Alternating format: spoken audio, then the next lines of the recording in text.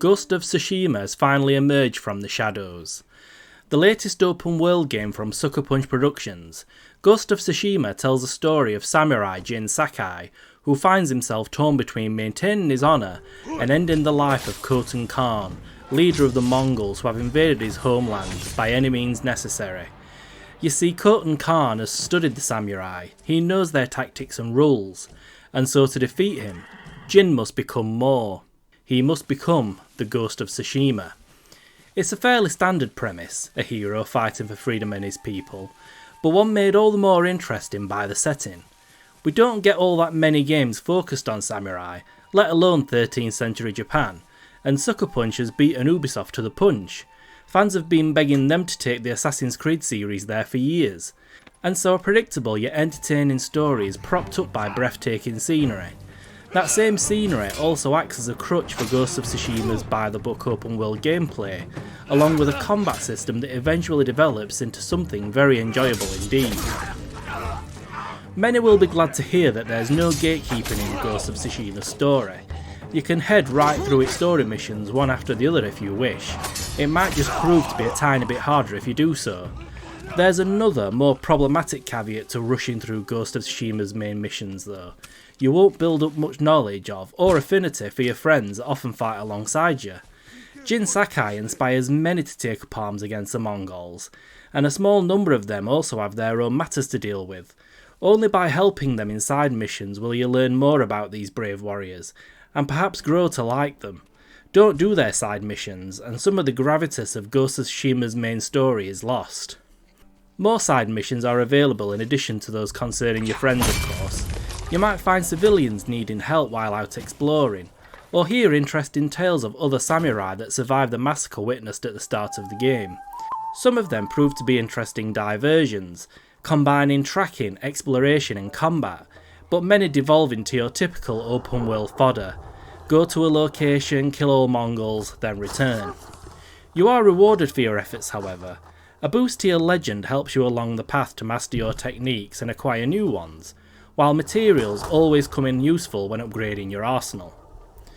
The best side missions in Ghost of Tsushima are designated as mythic tales. These are meatier side stories that offer rewards such as equipment or flashy special moves. Many of them are just as entertaining as story missions, with a self-contained story that often ends with a tense cinematic duel.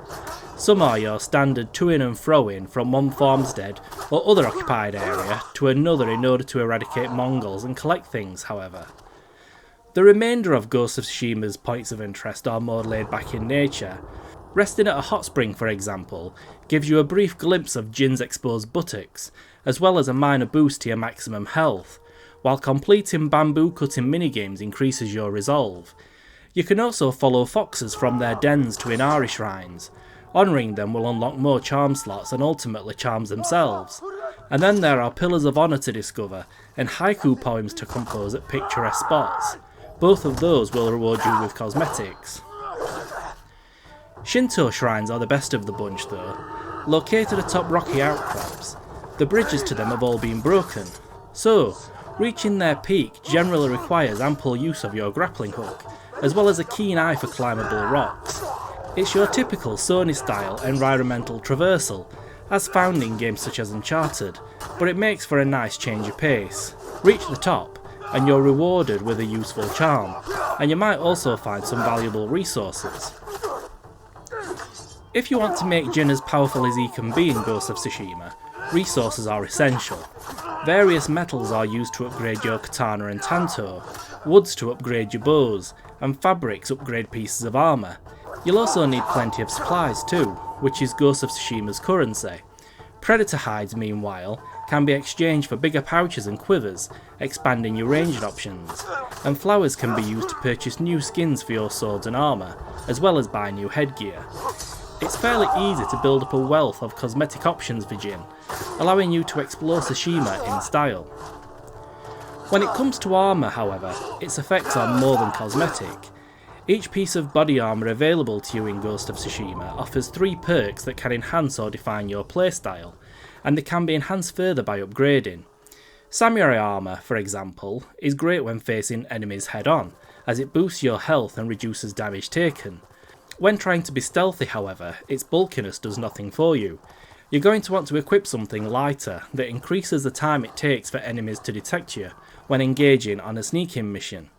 Anything you can equip to your face or head is free of effects too, so you can mix and match to your heart's content.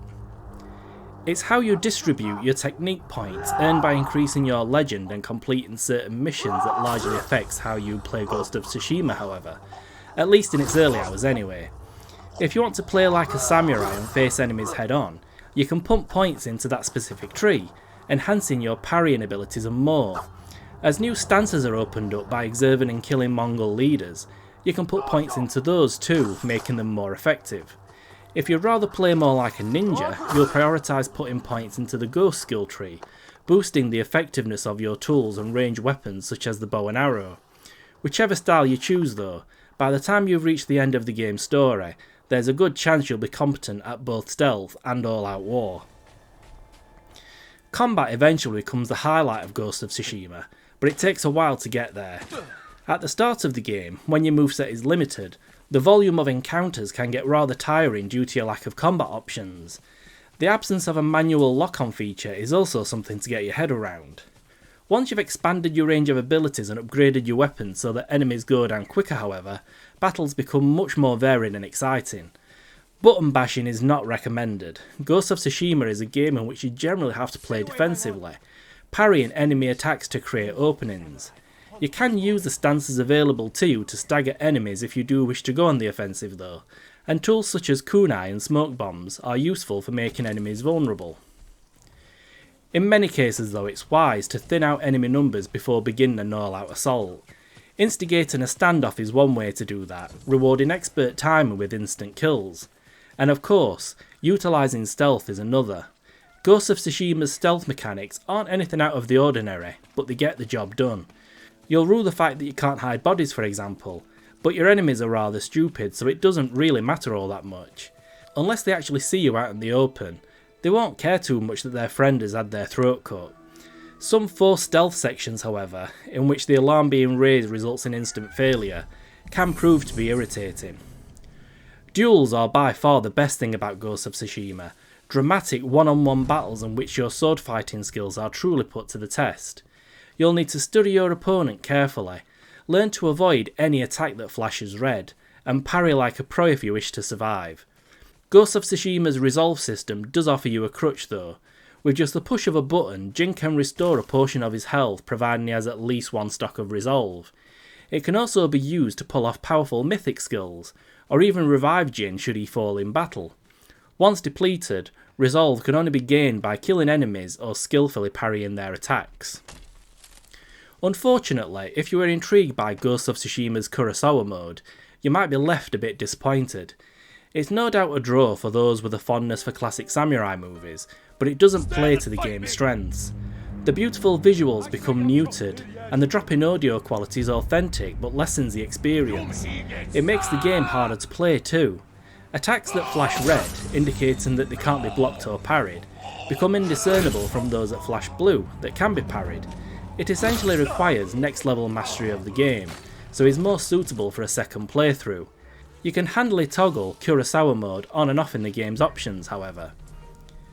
Ghost of Tsushima is a great open world game, of that there is no doubt, but it lacks the wow factor. Its biggest asset is its environment, a beautiful, colourful world that is often breathtaking to behold. It's not always so beautiful though, and can often feel lifeless as you travel by foot or horse. And then there's the combat, which is undoubtedly fun once you've unlocked your full arsenal, but does eventually begin to feel repetitive. The result is an uneven experience that's always entertaining but rarely has you on the edge of your seat, and Jin's reserved nature doesn't help. Like Connor in Assassin's Creed 3, it's hard to warm to him. Had Ghost of Tsushima released earlier into the PS4's life, chances are it would be revered. But now, in a world in which the likes of Red Dead Redemption 2 and Assassin's Creed Odyssey exist, it feels a little underwhelming. Still, it is quite possibly the best samurai game ever made, and is well worth picking up if you are after another epic open world to get lost in. Just temper your expectations as much as your steel.